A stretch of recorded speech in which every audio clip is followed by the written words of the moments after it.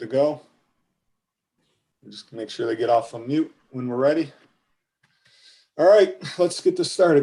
Good evening, everybody. Welcome to the Mayfield Board of Education, April 28th, 2021 meeting. Mr. Snyder, can I have a roll call, please? Mr. Finaro. Here. Ms. Grosek. Here. Mr. Hess. Here.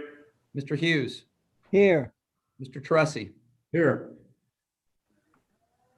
Thank you. Welcome, everybody. Tonight, we have a student of the month for April. Our student of the month is Haley Dorner from Excelpac. She's a 12th grader. And congratulations, Haley, and your mom. And I think Dr. Kelly is going to read you your proclamation. Absolutely. As you know, we have a very special guest here tonight that we want to honor. Her name is Haley Dorner. Wave to everyone, Haley. Thank you, because we didn't want anybody to mistake your mom for you. Okay, we didn't want to do that there. So Haley, we are super proud of you, and we do have a proclamation. You probably have it at home already. Is that right? Good. So I'm going to read this to you so that everyone can hear about all the wonderful things that you are doing. The Mayfield City School District and the Mayfield Board of Education present your proclamation, this proclamation, to Haley Dorner, Student of the Month from Excelpac and Mayfield High School. Whereas Haley is a senior at Mayfield High School in the Excelpac CAD, which means Computer Aided Drafting and Design program, who holds a 3.94 GPA and is a member of the National Technical Honor Society. Congratulations on that as well. Whereas Haley, from the start of her high school career, has held a strong passion for engineering. Haley has proven to be an excellent student, whether she is studying engineering, architecture, product design, or other CAD subjects. Haley is always all in. And whereas Haley is a valuable asset to any team project because of her personality and positive outlook. She is always smiling. Even with the uncertainty in the early days of remote learning, Haley was smiling every day when she joined remote class meetings. And her positive outlook continues now during in-person learning. Whereas Haley Dorner was the first senior to approach CAD teacher, Mr. Schmidt's in the background there, with an interest in an internship in Bowden Manufacturing. That's awesome. She was not only hired, but Bowden's CEO gave Haley a glowing review. Whereas Haley has signed with the University of Dayton, UD Flyers, to study industrial engineering, CAD teacher Mr. Schmidt said, students often inspire teachers. Haley is definitely an inspiration to me. And I would say, Haley, you're an inspiration to all of us. Now, therefore, be it resolved on behalf of all the members of the Mayfield School community, Haley is named the Mayfield Board of Education Student of the Month for Excelpac Mayfield High School on this day, April 28th, 2021. Congratulations, Haley. That is really, really impressive. And I'm just absolutely sure you're going to be just a very valued member of an engineering team when you finish your studies at University of Dayton. I'm absolutely certain of it. Congratulations. We're proud of you. And Mom, thank you for allowing us to work with such a wonderful young woman. You have to unmute yourselves if you're on mute. Yep. Yeah. There you go. No, thank you. Thank you so much. You're welcome. Our pleasure. Congratulations again. Good luck at Dayton. Thank you. All right. For our next item on the agenda, we have our presentations. We have the Excelpac building presentation. Mr. Nate Bishko, the Career Tech Director, will give us a short presentation. And then our CAD engineering teacher, Craig Schmidt, will talk about all access learning.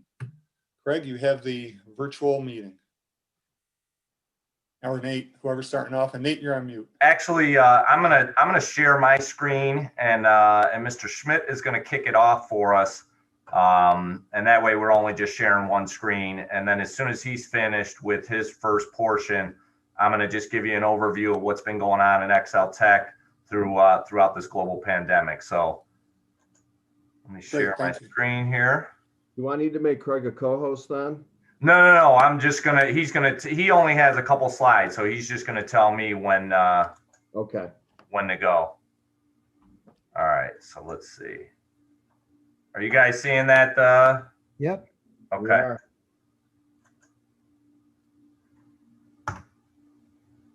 Okay, Mr. Schmidt, you have the floor, sir. All right, thank you. So what does all access learning mean in our career tech world? And so we're going to talk about agency, engagement, outcomes, and opportunity. And so as far as agency is concerned, we've got flexibility in our learning paths. And one thing that exists in quite a few career technical programs is self-paced or asynchronous learning. And for example, like information technology and programming has different modules with programming and website design and things that are all self-paced. We have computer-aided drafting tutorials that are self-paced, and we've had those for 13 years actually. Even things where in our program we have taken projects that maybe you wouldn't think could be self-paced, like a product redesign project, and turned that into a self-paced unit. Several of our programs have OSHA training, so the students will leave the program with an industry credential, with an OSHA card and certificate, and those are all self-paced as well. So there's lots of flexibility with the learning paths there. Project and assignment choices, we have that existing throughout career tech. For example, in CAD, students would have the opportunity to choose a project to redesign, to choose a model to create with computer-aided drafting. We have that across all of our disciplines in Exceltech, where students have project or assignment choices. Brainstorming project schedules, that's one thing that we do in CAD, is that students are involved, especially when we deal with a long-term project. There's one that we work on basically that starts in October and ends in January. The one that normally ties into the home and garden show design competition, and the students are involved in creating that schedule. So they brainstorm that literally from the beginning, and then they work against that schedule. And sometimes that collaboration crosses programs, with things like our involvement with construction trades. The students collaborated on the schedule for those projects. When our students collaborated with welding to design the East Lake Skate Park, there was collaboration. So there's collaboration between programs, construction trades and environmental ed when their house project is landscaped. And so another aspect is tracking progress. And so programs do this in different ways, but students in many cases self-track their progress, almost like a timesheet per se.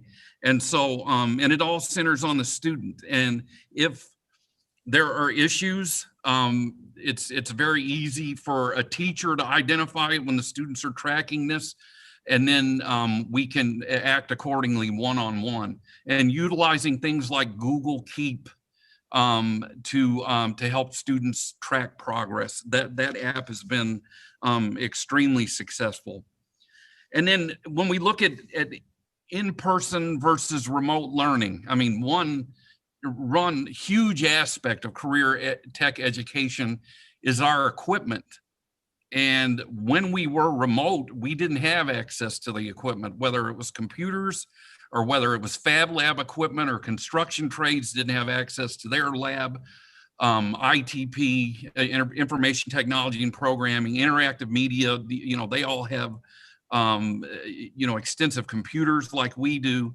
And so we had to make some adjustments with that. And for example, ITP was fairly okay with what they had with their different learning modules.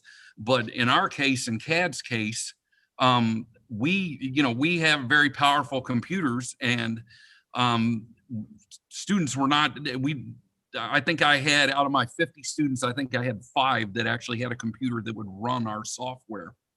And so that meant modifying things. And then even when we came back live, or came back in person, we still had a handful of remote students. And so we found some software alternatives where those students could use browser-based modeling programs, for example, in our program, where they could still execute the same projects remotely and actually gain knowledge of another app that they would not have had in our program. And thankfully, they had a lot of involvement in SolidWorks last year, so that was the program that they were not able to run online. So they really did not miss out on a thing when they went remote, and we made that substitution. And then the next aspect is engagement and strong teacher-student relationships. One thing, we have the kids for 2 years, and so that helps us build some great relationships. And, even that summer between year 1 and year 2, we'll hear from students, maybe starting to make decisions about college and things like that. And one thing, we all want to be in person, obviously, but one thing that came from remote learning, and I've heard this from several instructors, is when we conferenced with students. So we deliberately set up a time at least once a week where we spent 4 or 5 minutes with a student and with every student.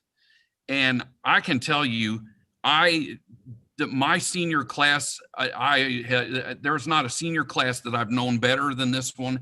And I knew my juniors, every single one of them, when they walked in the door. And so that was, there's many more negatives being remote, but this was one thing, one eye opener as far as remote learning. As far as outcomes are concerned, for example, in our program, design thinking is used quite extensively, and we talk about in all access learning, it's okay to fail forward.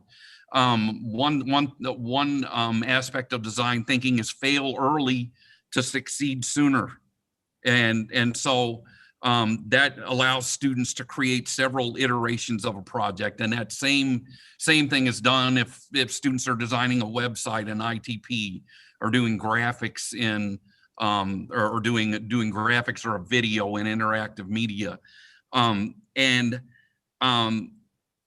and literally that's been in effect in my program literally since 2008. We have been using design thinking. And again, here, helping us track helping us with outcomes, students track the progress. We make adjustments based on the progress. So if we need to go back and reteach something based on this tracking, we can do that. And we've got great information at our fingertips. And building on prior learning and experiences, you really can't go forward in one of our programs unless you are building on that foundation, because usually everything's connected. And so we may need to go back one-on-one and work with students, or have small groups work together to build on those experiences. And then the last aspect is opportunity. And in career tech education, there are lots of opportunities for things like project-based learning. And career tech education, project-based learning has been an aspect of career tech education for decades. And, we hear the words deep learning, authentic projects, things of that nature. And maybe project-based learning looked a little different 20 or 30 years back. It was more trades-based, where, construction trades is building a home or auto mechanics is restoring a car. But that has evolved into programs like ours and like information technology and programming and so forth. I mentioned our product redesign unit. That's a very authentic project where the kids redesign a kitchen gadget. Our students were involved in a row house redesign project in New York City on an actual lot as part of the National Association of Women in Construction, their contest this year. ITP designs websites and apps. Interactive Media is doing graphic design work. And collaboration this year looks a little different with our different situations, in each program, and and having to focus on different things based on whether we were remote or in person. So collaboration looks a little different, but we have just started our 36th collaborative project since we moved into the Innovation Center. And this year they are smaller in scope. We are working on a script sign with one of our consortium cities. I can't say what it is until it comes out at City Council, but it's similar to the Cleveland script sign. And we've had several other small projects with other programs like our culinary program, our fire and EMT program as well. And then finally, internship opportunities. And that has looked a little different this year as well. For example, MedTech has not had that many opportunities because of COVID and hospitals and so forth. But there are some programs that are on the upswing. I've heard positive things from several programs. I know our program, we have a new partner. You mentioned the Bowden Manufacturing earlier. We have WLS Stamping in Highland Heights that has established a partnership with us. And we've got 3 or 4 past internships that we're talking about. So and so the engineering world and, the computer-based world is a little different than some of the other programs. So that's an overview of how all access learning interfaces into the career tech world. Good job. Thank you. Thanks so much, Mr. Schmidt. Real quick for the board, it's funny, Craig mentioned he kind of breezed past it in terms of the collaboration with culinary. It happened to be a lesson that I observed him this year, and he rolled it out. They were actually creating on the 3D printer. Culinary wanted them to create, I believe it was a cookie press, Craig, where they could imprint cookies to sell with their Beechwood Bistro logo on it. So Craig and I always joke about how opportunities just fall in his lap for CAD, and it's always so true. Every year he gets 3, 4, 5, 6 different kind of collaborative projects. So couldn't be happier with the work he's done with CAD and all our teachers for that matter. So I'm going to keep it moving if that's okay with the board. Again, maybe about 5 to 10 at most. Just a quick overview, 30,000 foot level of what's going on with Exceltech.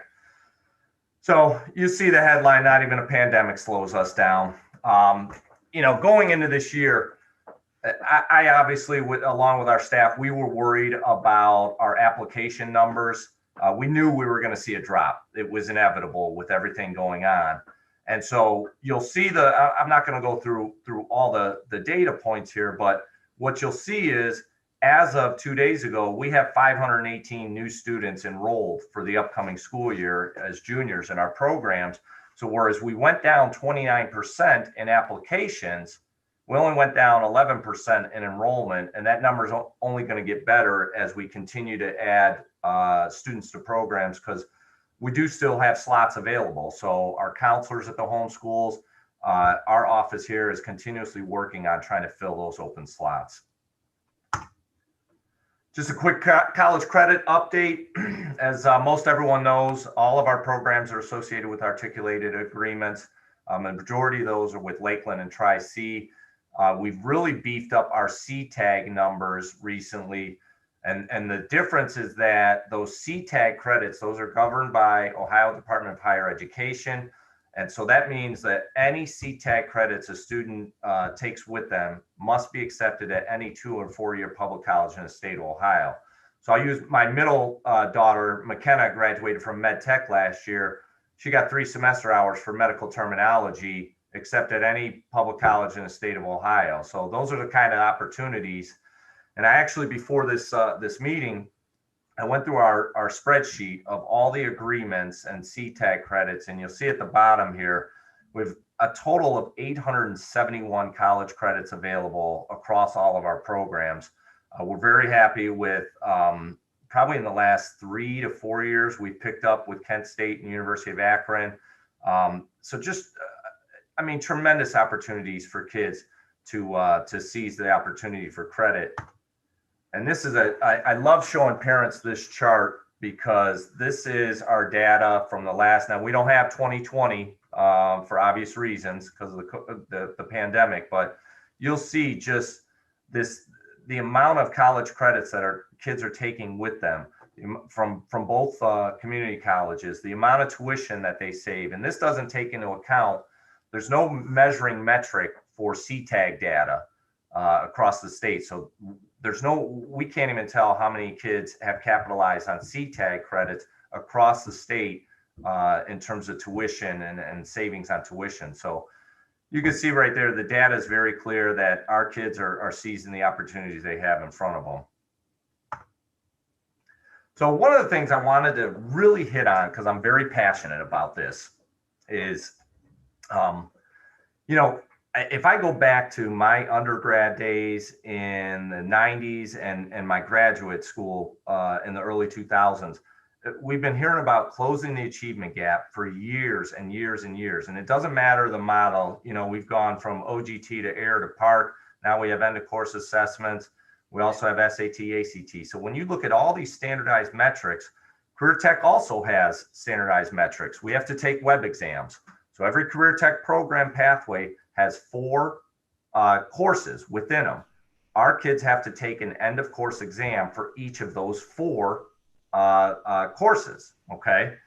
So when we look at our technical skill attainment from our graduating class in 2019, okay, so this is our end of course assessment in Career Tech.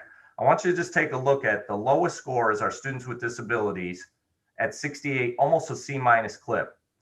I don't know of another metric in standardized testing where you have Black students outscore white students. And I really want to highlight just again, how important this is when people talk about closing the achievement gap.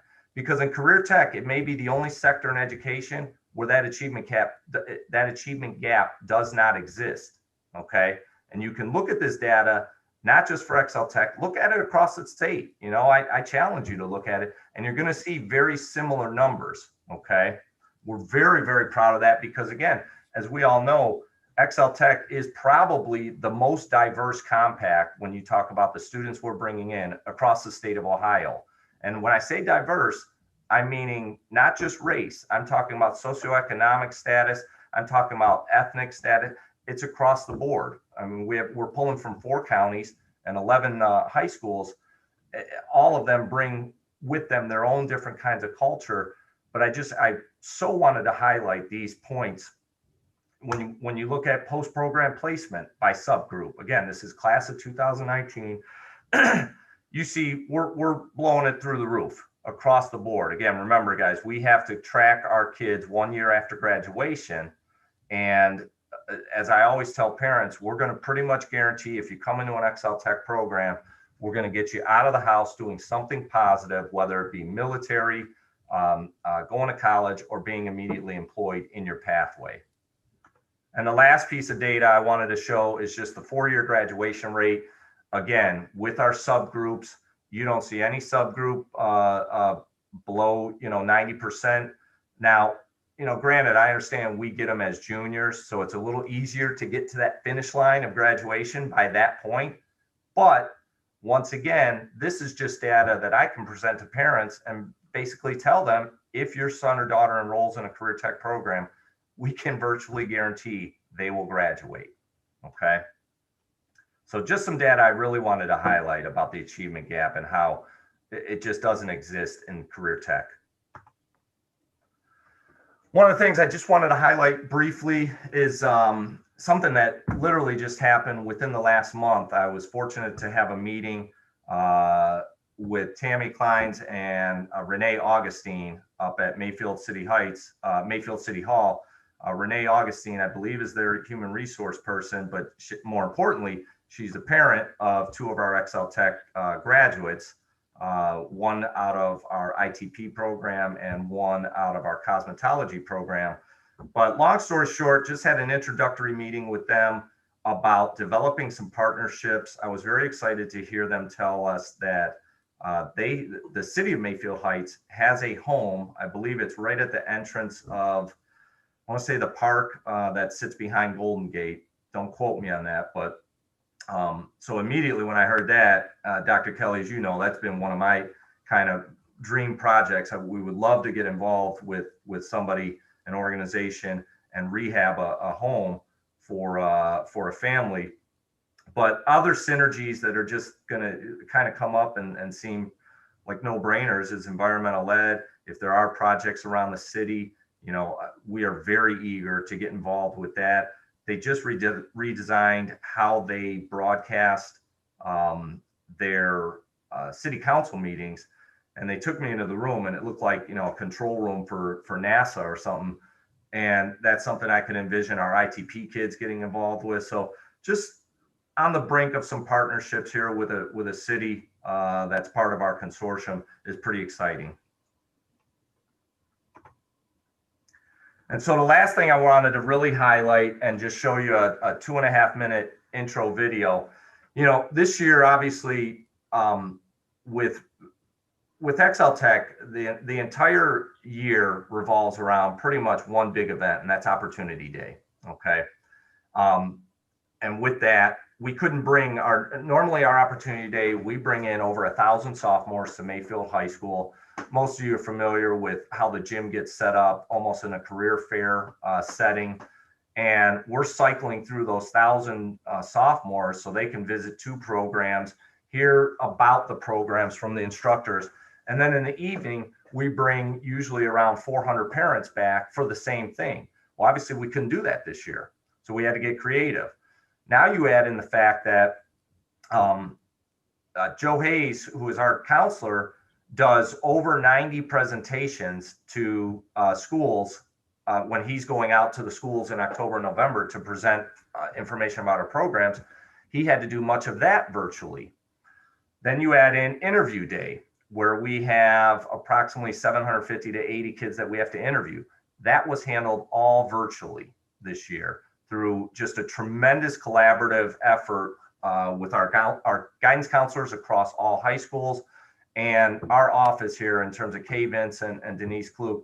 They work their rear ends off like you can't believe in organizing and facilitating, you know, 800 interviews across 11 high schools and 24 programs. So we couldn't be more proud of the work that our team has put in this year, highlighted by, again, we had to get creative. And as you've probably read here, we started our brand new YouTube channel.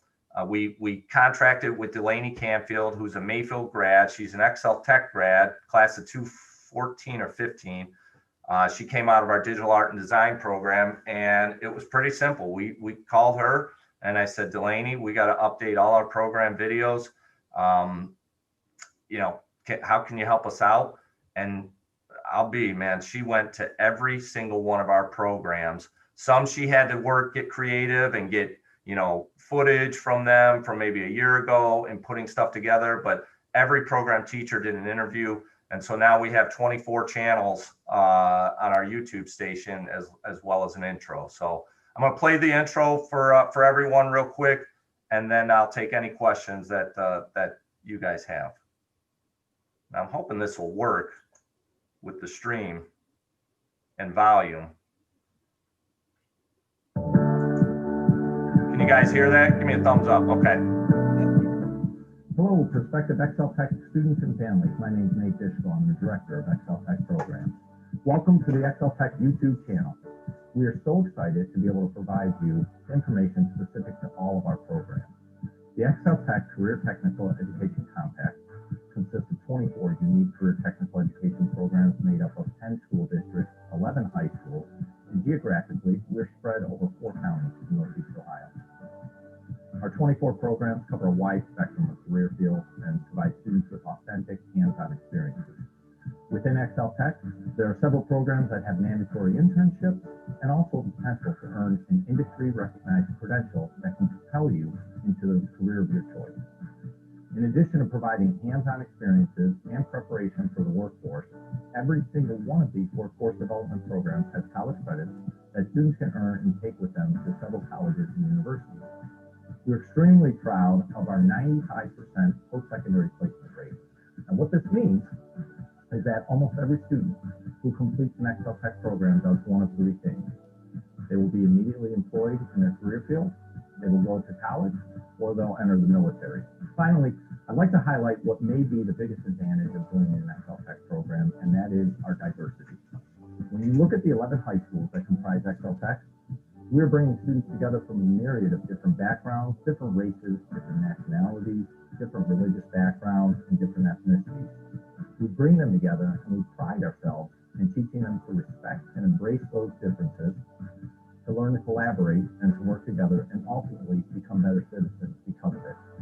We hope that you enjoy Opportunity Week as you view the program videos of your choice, and I urge you to contact our office with any questions you may have.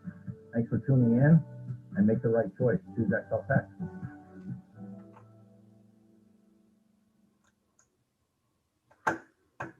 All right. So as you can see, lots of stuff going on with our programs. Again, I guess the last thing I'll say is, you know, and I say this to parents a lot, this isn't something that is just a job to so many of us, because I can point out several staff members, including myself, who have had children go through career tech programs. My daughter, as I alluded to earlier, graduated from med tech. My son right now is a junior at Brush, and he is absolutely in love with the exercise science and sports rehab program. I know Mr. Schmidt's daughter went through our Teach program. Again, Suchi's kid went through CAD. So there's so many of us who, again, it's not just a job to us. We actually believe in what we're doing. And I think that's important to note. So as always, I appreciate presenting to the board. Wish I could do it in person. Not a fan of the Zoom, for the record. But I thank everyone for allowing me to present today. And thank you, Dr. Kelly. Great job. Well done, Nate. Thank you. Great job. Yeah. Absolutely outstanding. Thank you, guys. Awesome, Nate. So do you guys have any questions from the slides? Anything?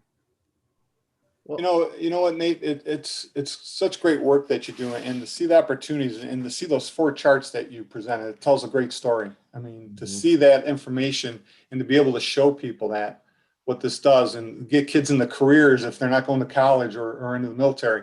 It's a wonderful program. You guys do a wonderful job, and I appreciate everything you do. And I'm happy to see that, this pandemic didn't slow you guys down. You might have saw a little hit in applications, but I think your numbers are going to be there by the time school starts in August. So keep up the great work with what everybody's doing over there. Thank you. Thank you so much, Ron. I appreciate it. Nate, I so much appreciate you highlighting the diversity of your programs, but also the diversity of your students and your students' families and the cultures they come from. And I think your point about the achievement gap is a powerful one. Mm-hmm. And I think the reason it's so powerful is because we all have something to learn from it. And, you know, it really does go back to, and I don't want to sound cliche-ish, you sound like a cliche here, but it really does go back to what agency and engagement and outcome and opportunities really mean. Yeah. Right. And And like Craig said, relationships, they're with the kids 2 years, 3 hours a day. absolutely. And as Mr. Schmidt said, said earlier, that these things have been around career tech for many years. Yeah, right? we laughed about that one. Yeah, He said project-based learning that's the original career tech model. absolutely. And maybe finally we're starting to learn from that. Yeah. But awesome work, but it's also the talent of your staff. No doubt about it. Yeah. I say it all the time. So lucky. I really am. Yeah, It's it is. And you guys are great team. amazing. And you changed so many lives, literally. Yeah. Literally. Yeah. So that's pretty cool. You should be proud. Thank you. Thank you everyone again for allowing us to present. You bet. Yeah, thank you. Well, we're glad you were here, even though you do not like Zoom. I'm not a fan of it either after a year and a half of it. Yeah. Daily with calls. So I'm with you on that. Gotcha. Thank you. All right. Thank you guys. Bye. Have a good night. Thank you. All right. Great job. The next item we have is our president's announcements. We've got a long agenda, so I don't have many tonight. I just want to congratulate the Mayfield High School on being named the best high school by the U.S. News and World Report. I think that came out yesterday. Probably Dr. Kelly's going to mention that, so I probably stepped on your toes there a little bit, but I do that out every month, it seems. And then last thing I want to just say is I'm looking forward to getting back to some of these end of the year events that we all missed last year, and to be able to participate in them and be in attendance to see the accomplishments of all these students and what they've achieved and what they've earned. So that's all I have for tonight. We'll move on to the superintendent's announcements.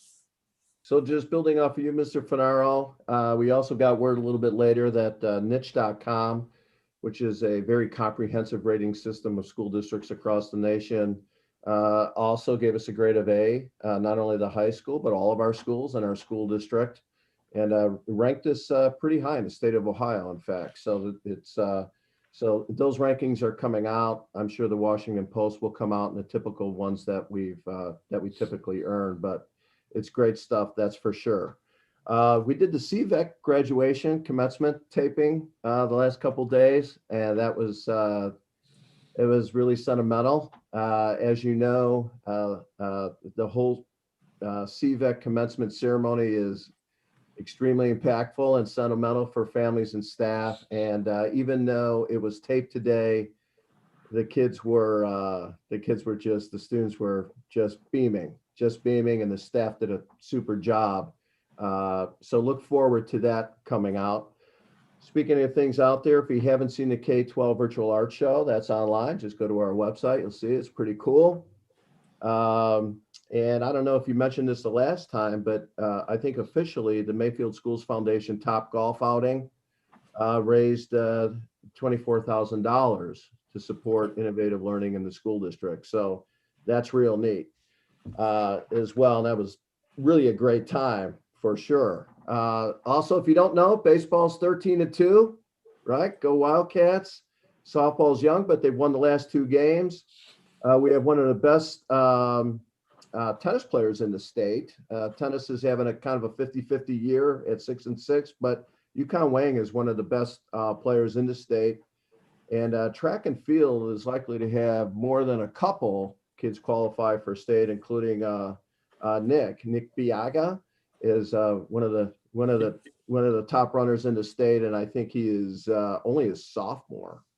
So good stuff happening this spring in sports as well. Nick is very fast.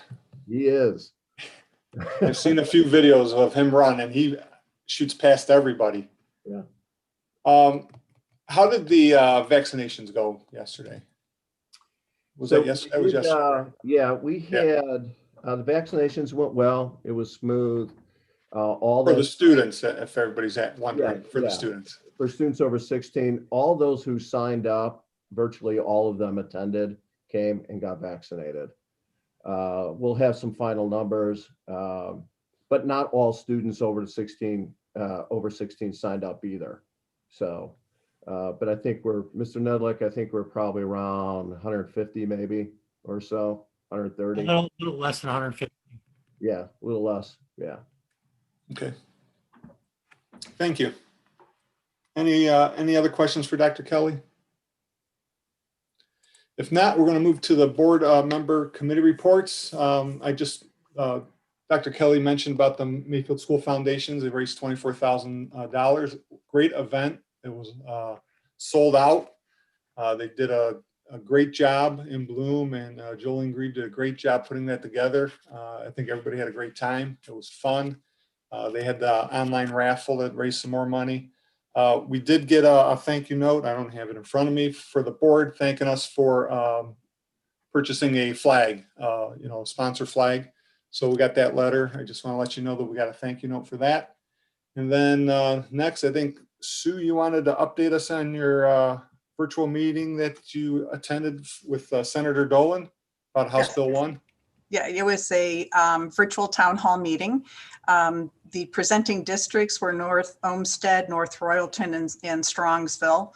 And essentially the format was that the different districts presented what fair school funding plan looks like, and talked a lot about the equity and how they wanted to make sure that the tax burden wasn't overly on the local districts. Basically, this is this became House Bill 110 and was written into budget, but the big question mark is what's going to happen when it goes to the Senate.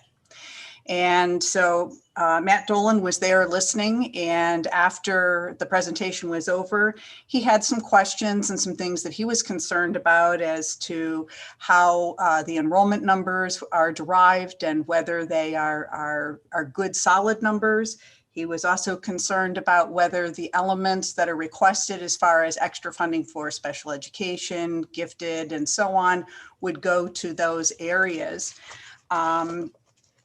Basically, at the end of the meeting, as they were concluding, they were taking questions, and I did type in a question, which was, what do you need from us for you to feel confident in the numbers that are derived? And he basically said, great question, I don't know. And I think one of the things that's happening is a lot of people look at funding in a lot of different ways.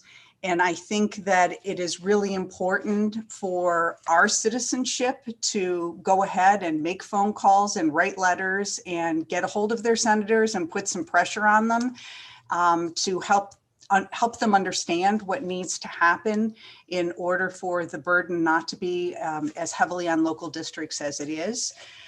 As a representative of the district, they're listening to us as representatives, but we're one voice that's representing hundreds. And frankly, if they hear from hundreds of people and get lots of phone calls and emails, it will really assist in moving it forward and perhaps passing it in the Senate. As right now, it's not looking very favorable. The president of the Senate is Matt Huffman, and he is very interested in school choice. And frankly, if school choice continues on, it is something that will erode our public education further. Mr. Snyder, I don't know if there's some other things that you might want to throw in there, because I know Mr. Snyder and I had a conversation earlier today trying to make sense of everything and encourage people to please be loud and get your voices heard.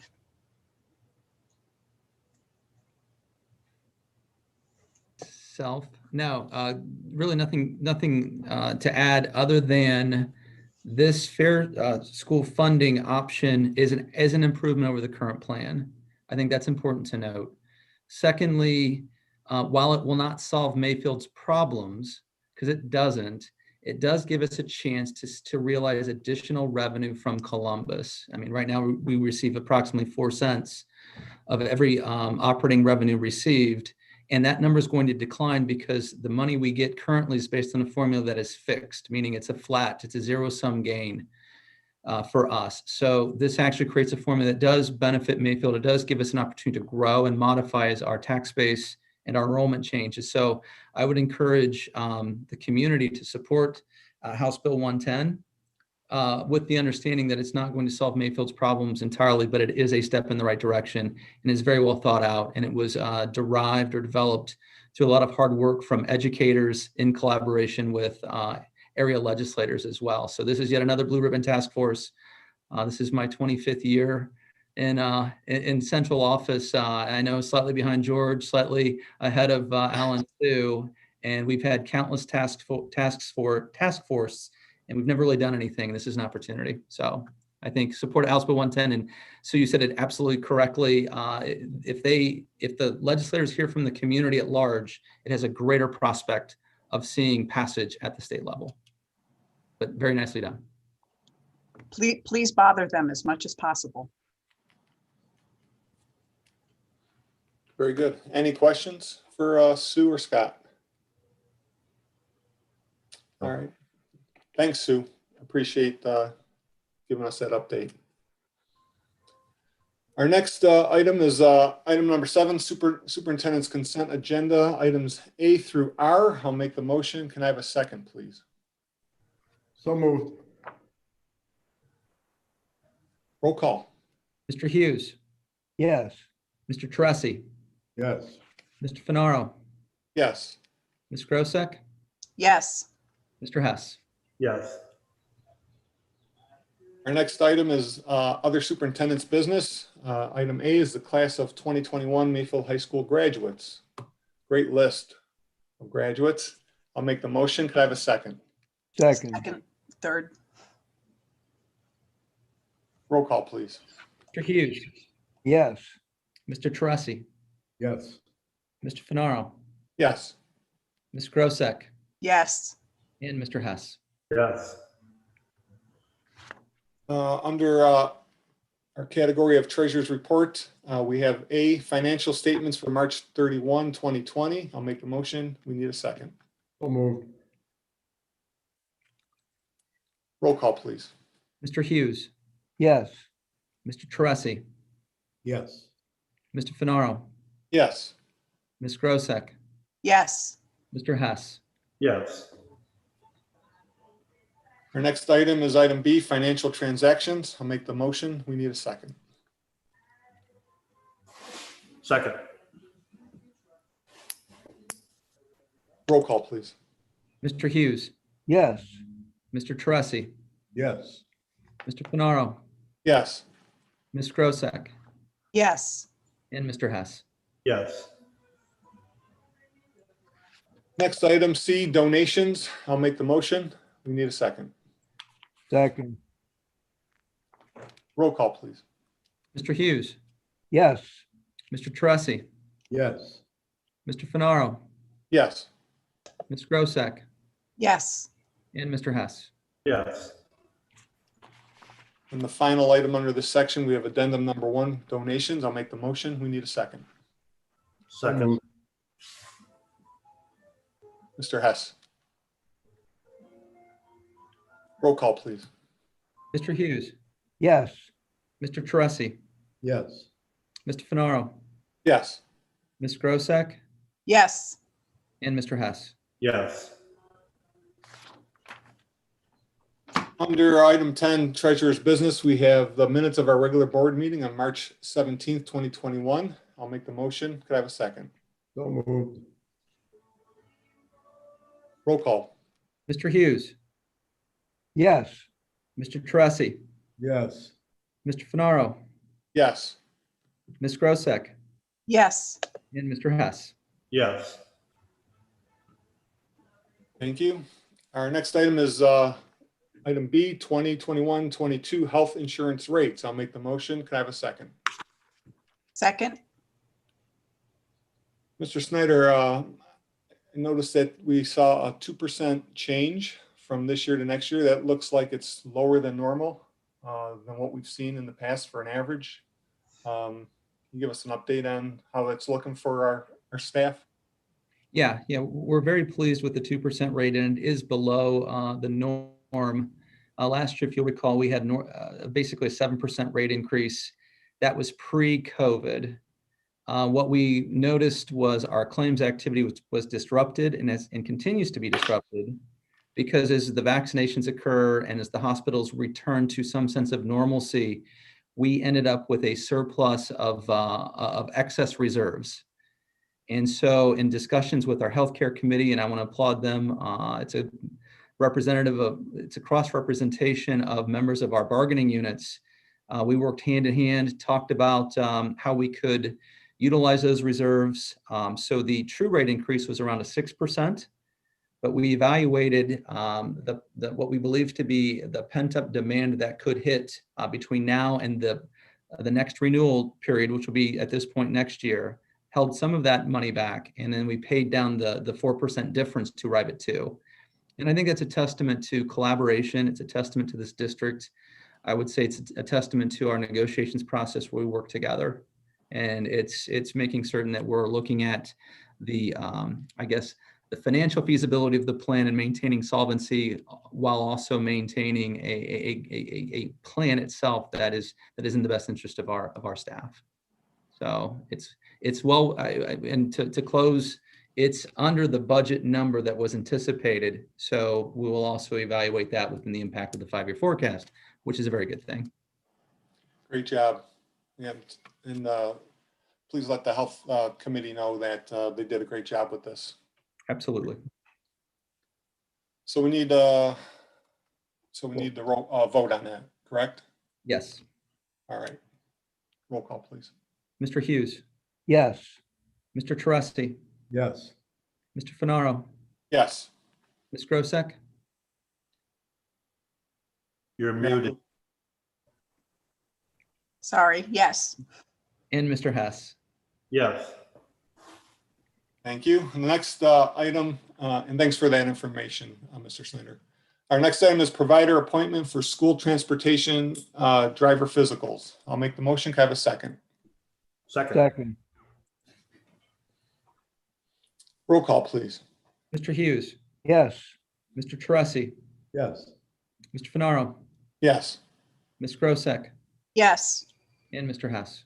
Yes. Our next item is excess workers' compensation insurance. I'll make the motion. Can I have a second? Second, Roll call, please. Mr. Hughes, yes, Mr. Teresi, Yes. Mr. Finaro, Yes. Ms. Grosek, yes. and Mr. Hess. Yes. Item E, our 2021-2022 consumable fees K through 12. I'll make the motion. Could I have a second? So moved. Roll call. Mr. Hughes, yes, Mr. Teresi, Yes. Mr. Finaro, Yes. Ms. Grosek, Yes. and Mr. Hess. Yes. Next item, the PSI Affiliates, Inc. agreement for summer camp in 2021. I'll make the motion. I need a second. second, Third, Roll call, please. Mr. Hughes, yes, Mr. Teresi, Yes. Mr. Finaro, Yes. Ms. Grosek, yes. Mr. Hess. Yes. Next item, the PSI Affiliates, Inc. for the Corpus Christi. I'll make the motion. I need a second. Second, Roll call, please. Mr. Hughes, yes, Mr. Teresi, Yes. Mr. Finaro, Yes. Ms. Grosek, yes. and Mr. Hess. Yes. Next item, approval of capital lease for 10 buses. I'll make the motion. We need a second. Second. Mr. Finaro, if I may, quickly, Yes, if for the board's, I guess, benefit, this capital lease, I know since I've been here, we've been working very diligently to get our bus fleet in a position where every year we're replacing 3 buses. Therefore, it's within the useful life of the bus, and we're putting buses on the road that are more current, and therefore the repairs and improvement costs are less. We also leased 10 buses last year. And the benefit of a lease is you're not paying the full cost of the bus for the full cost of 9 buses, which are roughly $80,000 a piece. So without that capital outlay of almost $750,000, we're able to spread that over a 3-year period. And the cost of capital today is very low. So we're taking advantage of a good interest rate market, but more importantly, we're getting ourselves closer to that 3-bus turn replacement schedule, which we believe, and Mr. Nedlick and I have been working closely with Ms. Kaiser down in the Transportation Center, where we believe within a 2 to 3 year timeframe, we will be there.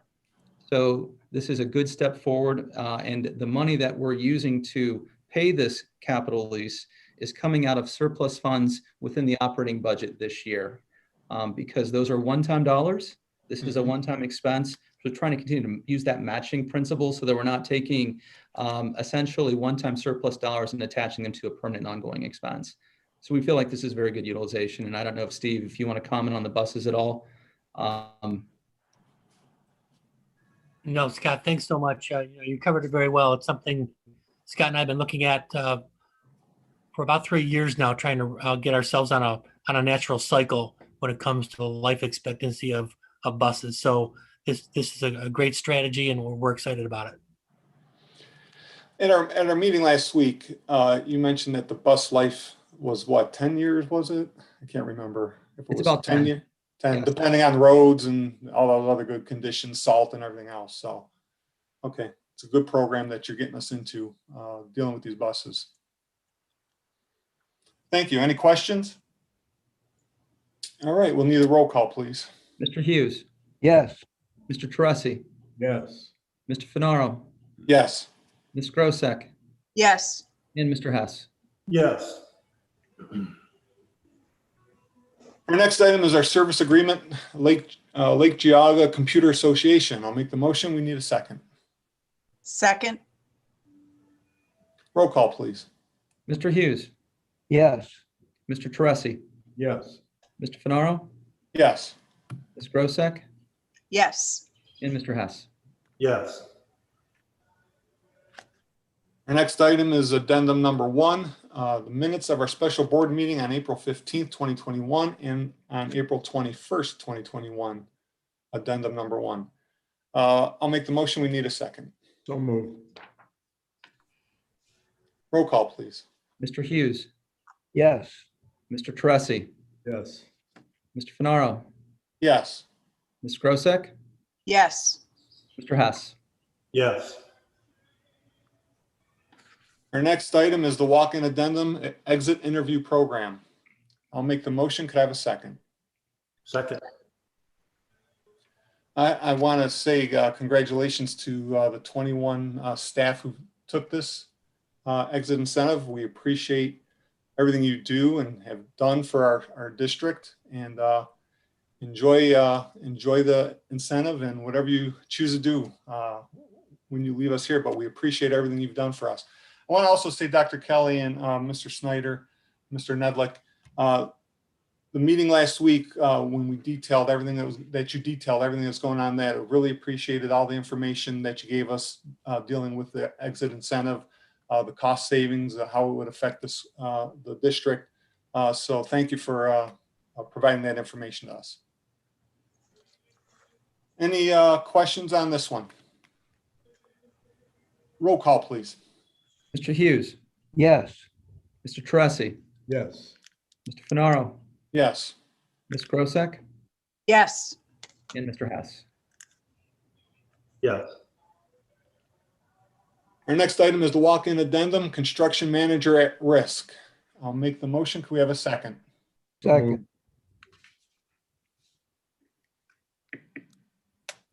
Roll call, please. Mr. Hughes, Yes. Mr. Teresi, Yes. Mr. Finaro, Yes. Ms. Grosek, Yes. and Mr. Hess. Yes. Our next item, which is making the future look great for us. 2022 Spain and French trip for the Spanish and French language students. I'll make the motion. Can I have a second? Second. Roll call, please. Mr. Hughes, Yes. Mr. Teresi, Yes. Mr. Finaro, Yes. Ms. Grosek, Yes. and Mr. Hess. Yes. Our next item is authorization to expend board service funds in accordance with policy 6680 for staff appreciation. I'll make the motion. Could I have a second? Second. Roll call. Mr. Hughes, Yes. Mr. Teresi, Yes. Mr. Finaro, Yes.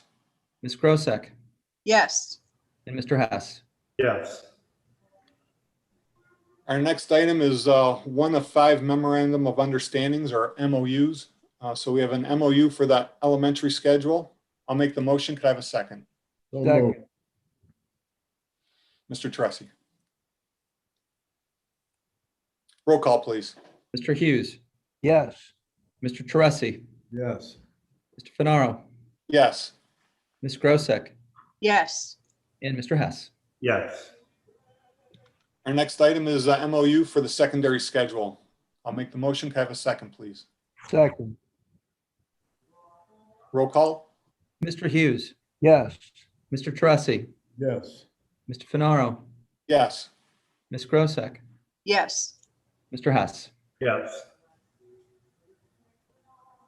Item E, our MOU for the secondary 6th class. I'll make the motion. We need a second. So moved. Roll call, please. Mr. Hughes, Yes. Mr. Teresi, Yes. Mr. Finaro, Yes. Ms. Grosek, Yes. and Mr. Hess. Yes. Our next item is the MOU for the supplemental service schedule. I make the motion. Could I have a second? Second. Roll call. Mr. Hughes, Yes. Mr. Teresi, Yes. Mr. Finaro, Yes. Ms. Grosek, Yes. and Mr. Hess. Yes. Our next item is the MOU for the virtual instruction. I'll make the motion. Could I have a second? Second. Third. Roll call, please. Mr. Hughes, Yes. Mr. Teresi, Yes. Mr. Finaro, Yes. Ms. Grosek, Yes. and Mr. Hess. Yes. And finally, we have the board policy, our final reading and adoption. We'll need to vote on this, so I make the motion. Could I have a second, please? So moved. Roll call. Mr. Hughes, Yes. Mr. Teresi, Yes. Mr. Finaro, Yes. Ms. Grosek, Yes. and Mr. Hess. Yes. And before we adjourn, is there anything else for the good of the order? Everybody's good? Yeah. All right. Great meeting tonight. I'll make the motion for adjournment. Could we have a second? So moved. Second. Roll call, please. Mr. Hughes, Yes. Mr. Teresi, Yes. Mr. Finaro, Yes. Ms. Grosek, Yes. and Mr. Hess. Yes. That's it. Thank you, folks. Good night, Thank you. everybody. Good night, everyone. Great job. Good night.